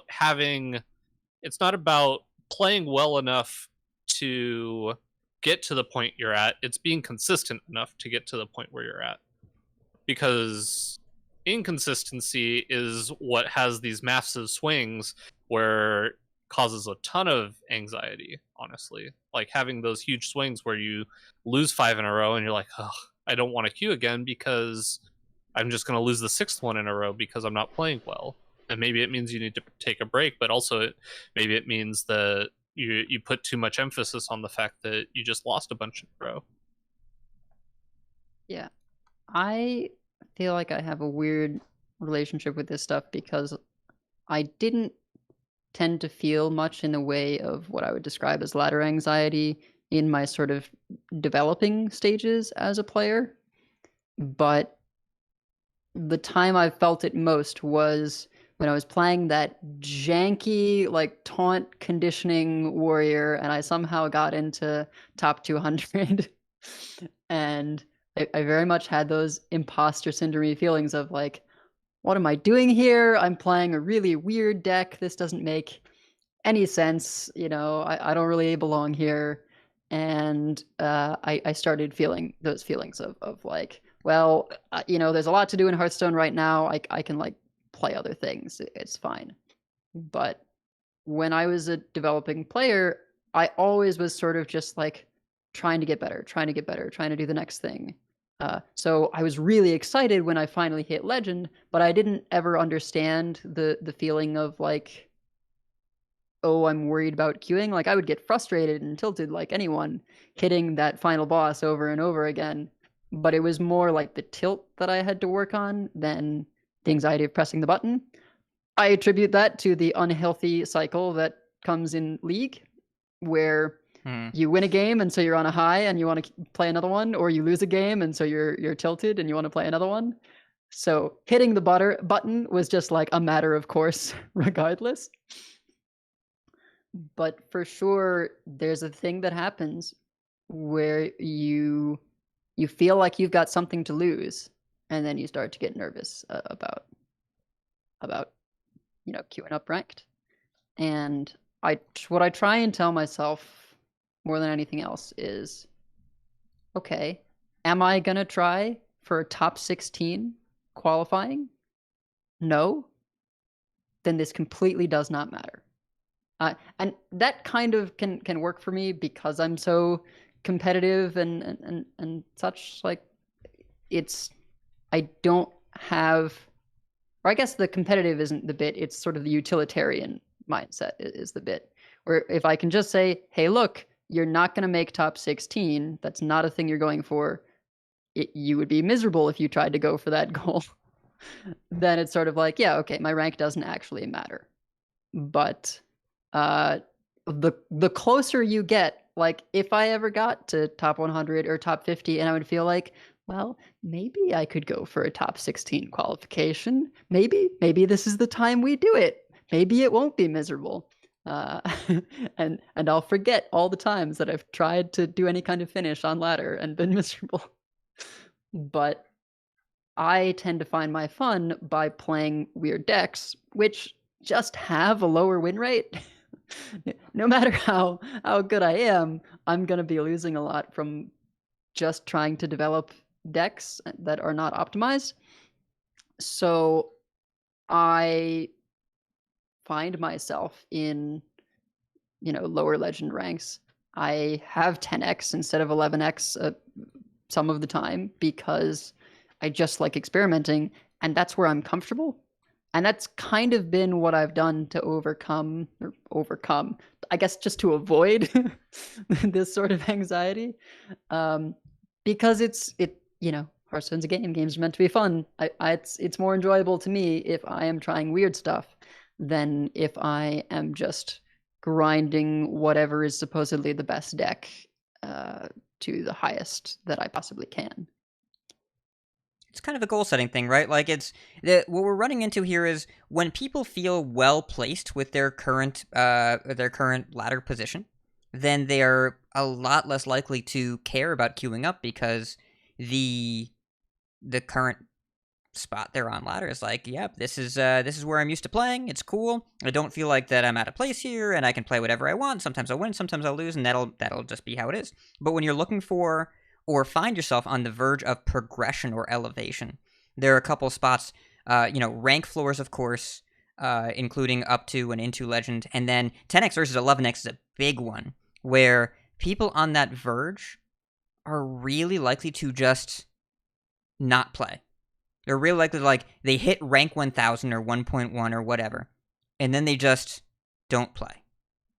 Because I'm going to camp for 11x. I've seen it many, many, many times. And I get the idea of, having 11x is a cool thing, and you get to say that you have it, and it changes the climb. Though I will say, I think the non-legend climb is actually harder with 11x, because the people that you're playing against are so much better that the games are really difficult early on in the month, really, really challenging. Even though it might be more games for 10x, if you lose more of your games, it's not more games. But the way that I normalized 11x, which I found myself in under the new ladder system pretty quickly, is just if I'm always playing in top 1000, that's just how it is. Because I got used to queuing up at that range, and then it stopped being something that I was anxious about because, I always end up in this range. If I fall out of it, I'll just get back into it. It'll be fine. And there were a couple times where, I fell pretty low, and I was I set some time aside to, let me work on my rank and let me figure it out. But it was almost always related to IRL stuff, and then when I stabilized that, then then maybe it would have been fine. But I was using the game as something that for validation, and it didn't work, and then I was upset. But because I got used to that environment, I was 11x is, I would be able to tell people how to get it and what mattered, but it wasn't the sort of thing that I was ever worried about losing. So, and the cutoff that I'm looking for, top 100, it's not for any purpose because it doesn't mean anything other than it's cool to be a top 100 player. It's a thing that I like being and like having and like doing. But also that means there is a very limited period, like a very limited amount of runway there. Where like if I lose 4 games or whatever, then I'm out. And that's it. I'm just out. And trying to elevate myself to consistently play at that level has been very, very challenging because it feels like something that I can lose at any moment, and I'm playing against really good people. I will say, the games are fantastic. The people I'm playing against and the game states that result in that environment, I'm really enjoying it. It's stretching my mind. It's making me be a better player. I enjoy the games. But the wins feel like getting away with something, and the losses feel soul-crushing. And so it's all about normalizing those feelings, right? Just, again, getting used to it at the higher temperature. But it's tough. It's tough. And you lose a few bad games in a row. I mean, Bodikus, you talked about it with arenas, with losing 5 in a row. Like, that'll absolutely happen in Hearthstone, too. But in Hearthstone, there's this thing, and I'm sure this happens in Arena, too, where when the tilt takes over, it's no longer Variance's fault. But also, you have to be aware when you lose 3 or 4 in a row, you also don't want to be in a position of telling yourself, I'm tilting, when you're not, and it is just variance. When you tell yourself, I could have played that better, I'm just tilting, this is a problem that I have to fix. No, you just got high rolled. And then it can happen 3 or 4 games in a row. It's really difficult to balance between, I could always do something better in any game I play, versus sometimes I can't take responsibility for a game not going my way. The middle ground there is really hard to find, and if you do, that's the secret to happiness and success and a pleasant mindset in Hearthstone. But good luck finding that all the time, because let me tell you, I do not always land there. I usually land on I could have done something better, almost always. But there are absolutely times when a game is out of your control. Games are always out of control, or there are games that are out of your control, and you can also play better. That is almost always the case. One is always the case, and one is sometimes the case. You can always play every game better. I think there, even if you play every card right, like you can play it in better sequence. You can You can take more time, you can take less time. There's always small improvements that you can make in every game. And then sometimes you get high rolled and you have no choice. And also understanding that sometimes you're going to be in a place that does not match your skill level. Like, I'm sure when Hat first got to top 100, his skill level was not a top 100 player. I can almost confirm that, and it's going to be really hard. Like, you just have to it's one of those things you have to understand that, like, I will probably lose out of this eventually.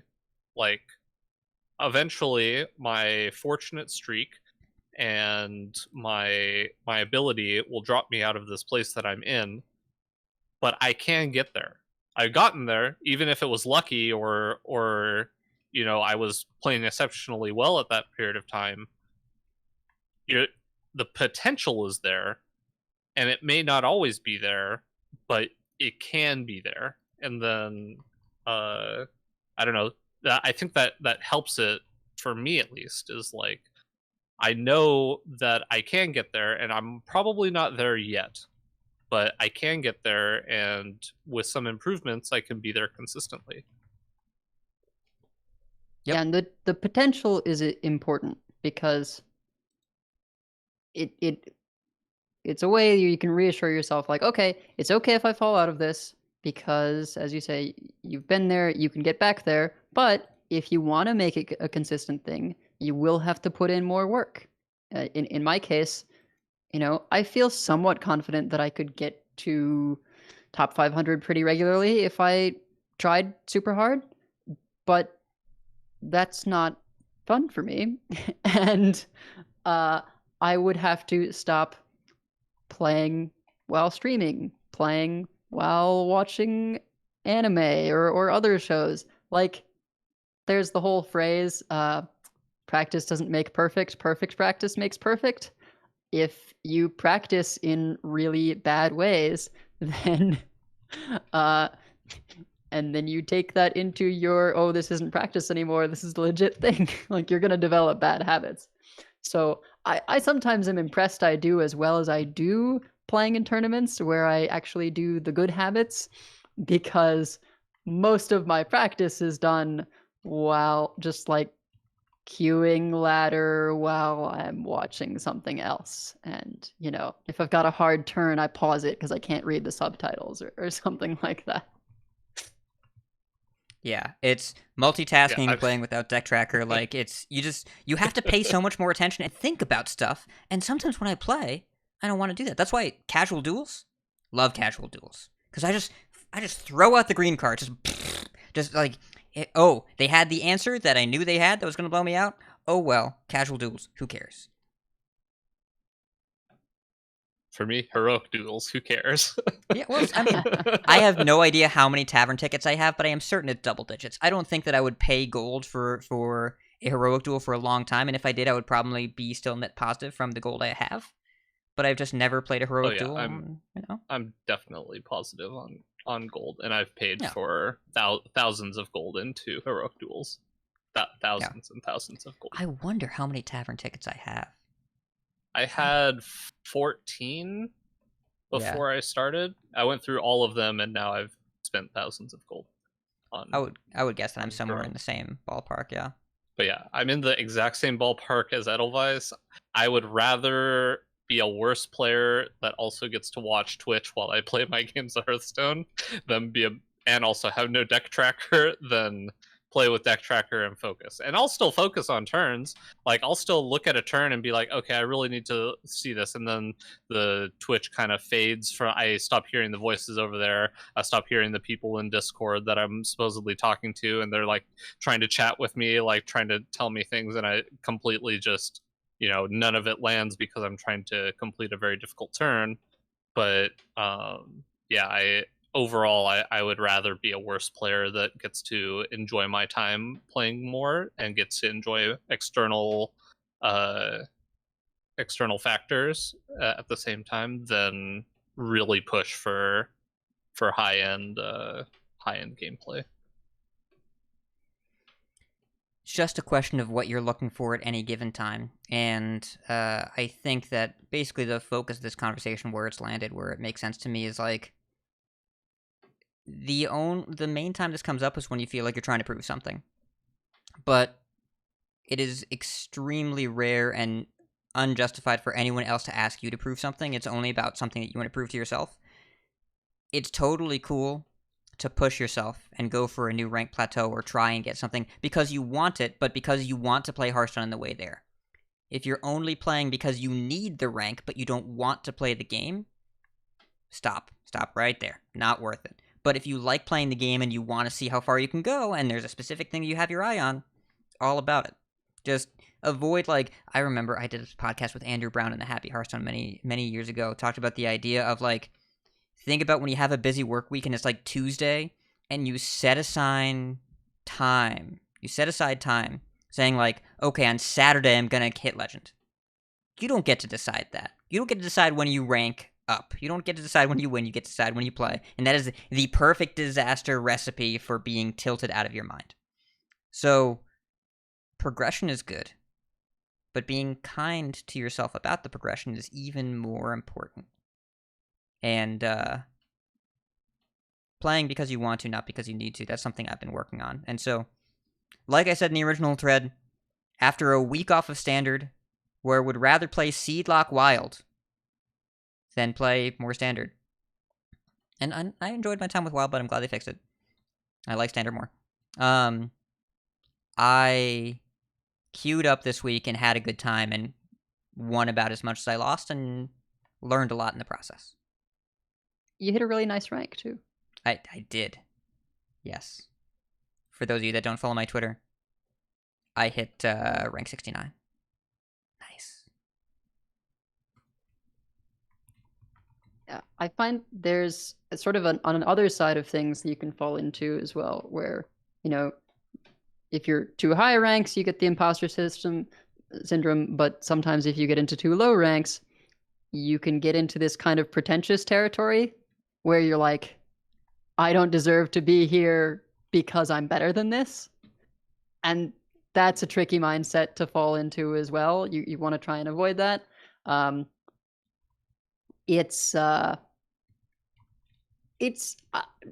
would say it's not quite as toxic as, say, the Magic player that loses to a sort of janky deck and is like, I shouldn't have lost that. Like, there's not that element to it, but it's not a great mindset to have. And just think about, like, wherever you are. It can be harsh to be like, well, you deserve to be there, but it kind of, your rank is what you put into it. So if you wanted to improve or whatever, you're going to have to be more focused, put in the time, play meta decks, whatever it is. But yeah, try not to do any comparisons of like, I deserve or I don't deserve kind of assessments. Entitlement tilt, as Jared Tendler would say. Yeah, exactly. Yeah. It gets to be a toxic relationship with the game there. This actually has crossed over as well into the other big game that I play is Hades. And in Hades, there are the heat system. You have this optional way to turn up the difficulty of the game. And there's a point when you're pretty far into the heat system where like you add some options that increase a lot of variance into the game. One called approval process that crosses off options that you get to pick. And there are players that try and push into the mid 40 heat range. They're like, this is so difficult. It's so much about what I get and what I don't. And, I keep having these unlucky grindy runs. But then the highest level players will consistently clear at higher heats than that with the worst builds I've ever seen. Which is much like how Gabby will hit rank 1 legend with Mozaki Mage or Miracle Priest with a deck that's like global 47% win rate. The question I always ask myself and tell other people when they talk about the game being decided by variance or a specific ranked floors being really hard, it's like, the idea of self-improvement is always a good one, because if there are players that consistently hit top 10 every month, no matter what they're playing, and they do that regularly, there must be something that they're doing that others aren't. There must be, because they keep putting up the same results regardless of what they're playing. There must be some skill or technique that they have that we don't. And trying to say that a game is completely out of your control, sometimes it is, but the results being out of control can't possibly be true because we see people that are controlling them consistently. So I'm glad that there are those people out there that provide these examples to us, and not everyone has the time or has the skill set or whatever to be a Gabby. There are very few Gabbies and dead draws in the world. But they tell us, just by their very existence, there's always something more to do, to take a look at our own gameplay and our own mindset of what other decisions could I have made, what could I have done better, and do I want to put that much energy into it? Because it's a very rational and reasonable decision to say, no, I don't, it's not for me, and to do something else. Also, some people are just smarter than you. Yep. I hate to say it, but I mean, the reality of the situation is just people are smarter than you. People have better reaction times than you. Not that that matters too much in Hearthstone. Some people process information faster than you. There are ways to improve that, and you could definitely become a very high level player despite maybe having shortcomings in those areas, but also understanding that, unfortunately, somebody in the world is probably just better than you. Yeah. I know for sure that Dog is both smarter and has faster reaction time than me, because I cannot do APM decks and I cannot do math that quickly. Yeah. And that's okay. It's okay. It's okay. We don't all have to be Dog. It's fine. Yeah. I find it fun to have sort of a rival. I feel like I've kind of developed that with Nayara, where we're 2-1. She has the lead on me right now, but that's kind of been my sort of goal, is like, I'll get her next time, because trying to, go for really high ladder finishes, it just doesn't make me happy. But I really like the sort of lengthened strategy that goes into building a lineup and playing in a tournament and seeing results from that. So I like doing target strategies in Conquest, that kind of thing. It paid off for me a couple of times earlier this year with some really wacky stuff. I played a Quest Warlock that I made myself that was really good at beating Paladin. That was pretty much all it could do, but it was really, really good at beating Paladin. And at that time, everyone was bringing Paladin. So I was able to win that event because, no Paladin was able to push through a win on my lineup. But more recently in this event, I didn't have as good a feel of some kind of strategy like that. I tried to do a similar thing against Demon Hunter, but admittedly, my priest was maybe not the best at that. It felt pretty good in my testing for beating Demon Hunters, but it wasn't able to get there. I didn't anticipate a tempo Il'gynoth, and that kind of wrecked me. But yeah, I think it's fun to have a person with whom you can empathize and have friendly competition with as a goal, rather than a number that has no feelings and can't have play back and forth. We're always happy to see each other, and I when we play in events, and it's been a great time. I look forward the next time I get to see her in person, because we've kind of built up this relationship over so many years. Actually, it kind of reminds me of the most imposter syndrome and kind of anxiety I think I had, or at least it pretty up there anyways, was where I met Nayara. She was a caster for Hearthstone Championship Tour Rio, Copa America, in which there was the first event I had really gotten to play in the big leagues. There were 4 qualifiers. I managed to get through one to be able to make it there.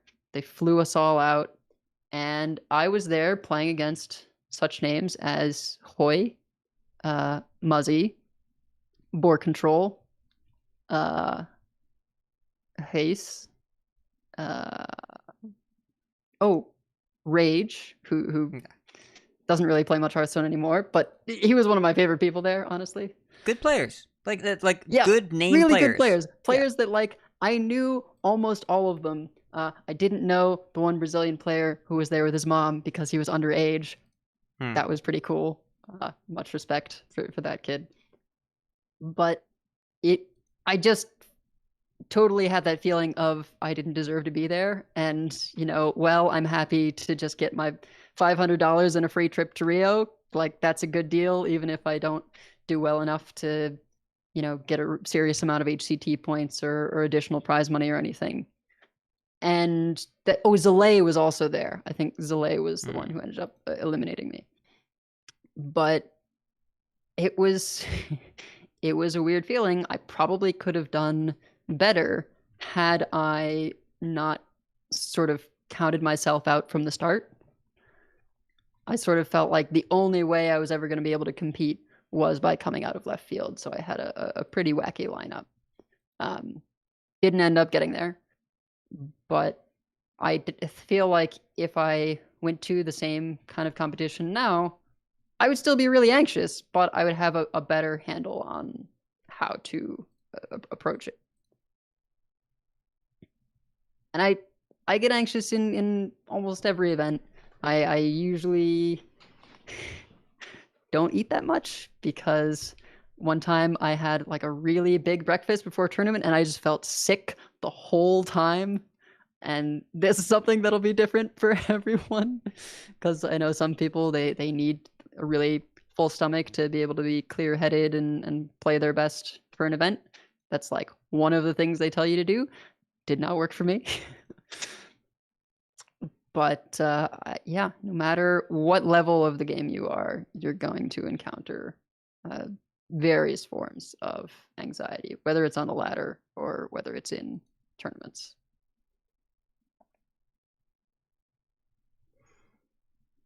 I think we covered it pretty well. The more we normalize it, the more prepared people will be to face it, I think. This is just a part of the experience. If you think that at a certain point it goes away, it does not, it just moves. But also, we can all relate, and anyone that you talk to about Hearthstone can relate. And I think that's a good place to wind down. 2 shows in 3 days, and both of them are just under 2 hours. Pretty good job. Good job, gang. We have many folks we'd like to thank. Check out our thanks section on the website, coinconcede.com. You can find our contact info, our show notes, and our patron information. You can monetarily support our show at patreon.com/coinconcede. Join us every week live by following us on Twitch at twitch.coinconcede.com. Join our community chats in our Discord at discord.coinconcede.com, right into our email, coinconcede@gmail.com. Follow us on Twitter at coinconcede, as well as like, share, and follow us on facebook.com/coinconcede. If you would like some CC swag, head on over to our shop at shop.coinconcede.com. Big thanks to our producers, Number 3, Doge K, Proby1, Crash Cat, B Squatch, David, P Snowpack, Lucky, Fade to Black, Walu, Ponius, and Itinerant Wizard. Coin Concedes. Well, first, Doge K and Bass the Kitty, thank you so much for your subs during the show. And I would like to coin concede to B Squatch for the great conversation we had that prompted the tweet thread, that prompted this Decksplanations, and also Dragon Rider, who made a video about the tweet thread, talking about, again, the same sort of thing. She's great. Bodicus, you have a very important coin concede here. I would like to coin concede to Hat's wife. I'm sorry that we haven't played Pokemon Unite yet. We will play, but as I was telling Hat before the show, I enjoy playing mobile games on PC. I don't know that I really enjoy playing PC games on mobile, which I feel like MOBAs are kind of more of a console/PC type game. So hopefully we get to play a little bit, but I don't know that Pokemon Unite, I'm not as excited as I was when it was first mentioned, because I thought it was going to be something to play on PC. Yeah, we'll see. Maybe there's a PC port someday. We'll just keep conceding to my wife until she's happy. It'll be fine. Advice? So I have one, I guess, to my mother-in-law for first making this connection for me, but I signed up or applied for a gig doing a one-off catering thing. And then because in my sort of saying, hey, this is my experience, I included that I had worked catering events at the Cleveland Museum of Art, where I did a lot of weddings. This person who runs an event business is booked for the next 2 months, but had someone requesting help on a wedding. And so she recommended me for that position. I'm going to have a meeting with the I think, mother of the bride tomorrow. And if I get it, it could be a substantial amount of income for a one-off event. So maybe I'll find myself in not necessarily the wedding planning business, but sort of, I don't know, assisting. It seems like they just need someone to set up decorations and keep track of things. I guess somehow separate from the caterers. We'll see in the meeting tomorrow. But so my coin concede is to the person that runs this small business event solution, or Palmer Event Solutions, because she did not have to make this introduction, but she did the whole email both of us CCing, and she even gave what, if she took the job, would charge and what the person should expect to pay, which was way higher than I would have sold myself. Way higher rates. So, you're going to have to listen back to this imposter that. syndrome discussion, and like, we're going to have to work on this in real life. Uh-huh. Yeah. Well, congratulations, maybe. Hope so. Pulling for you. Good luck. Thank you. Also, if you need recommendations for organizational systems, then you let me know. I got a few. Thank you. Yes. And that's going to do it for our show tonight. So keep calm and queue if you want to play. And if you see us on ladder, coin concede. Or play it out if you need that rank. It's fine. Coin concede. Coin concede.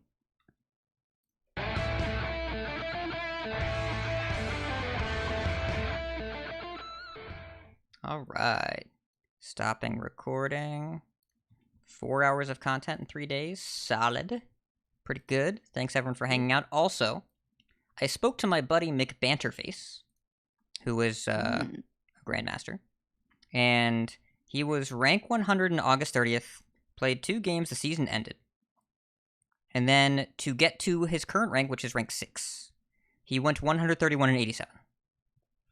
So that's 200 games from previously at top 100, and then like season ended cutoff, you have to get back to legend and all that. But I would assume that his M bar is very high.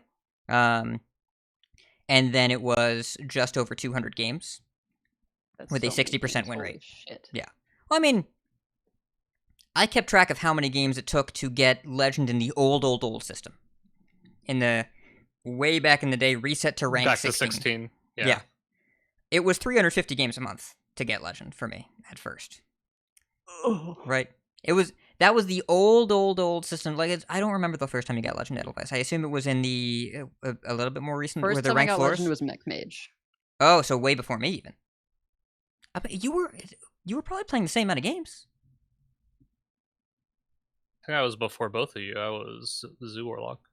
Which zoo? There were a lot of zoos. Zero Mech Mage mana was- Soulfire, 4 mana Leroy.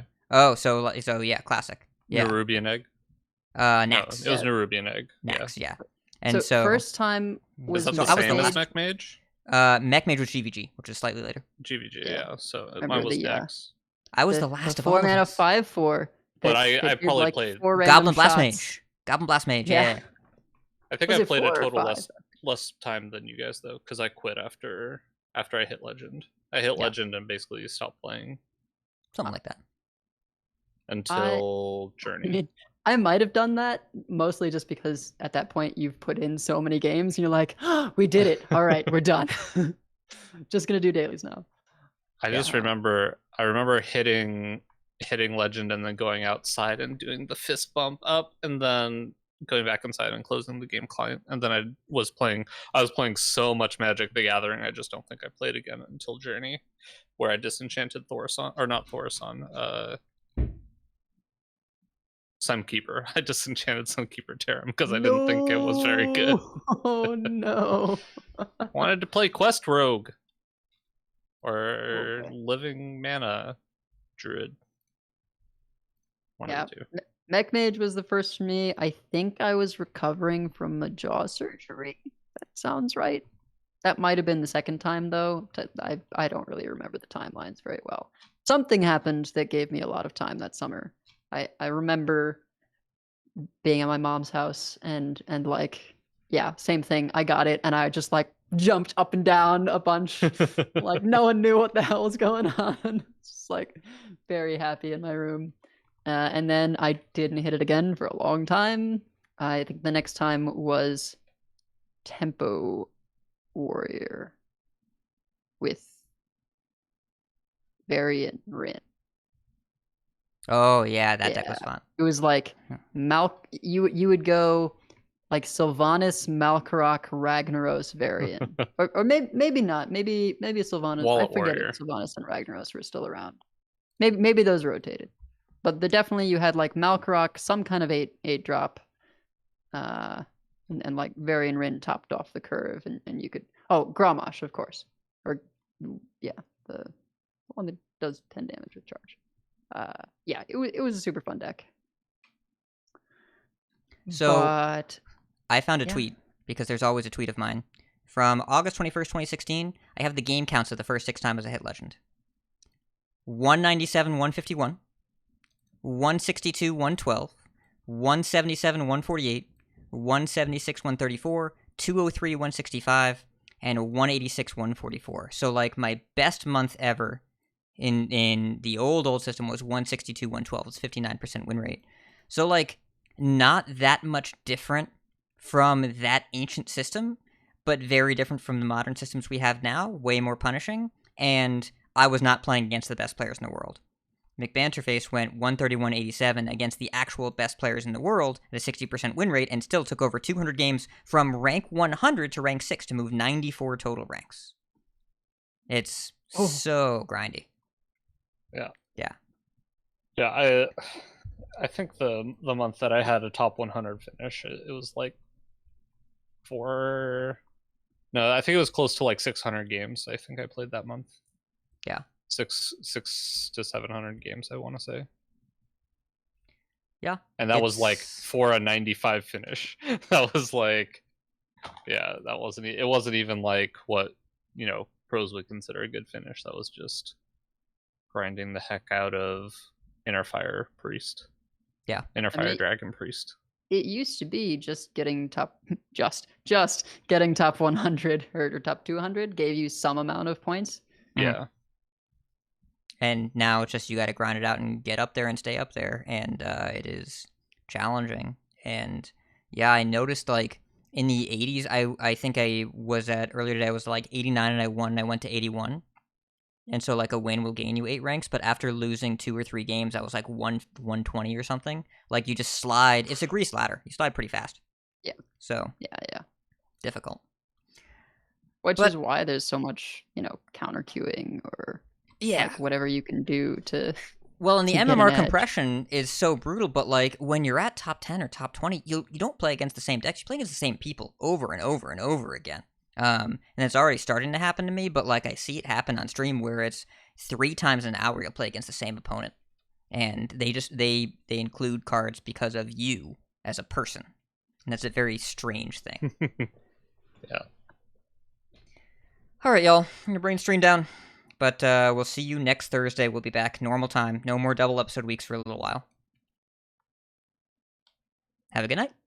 Bye.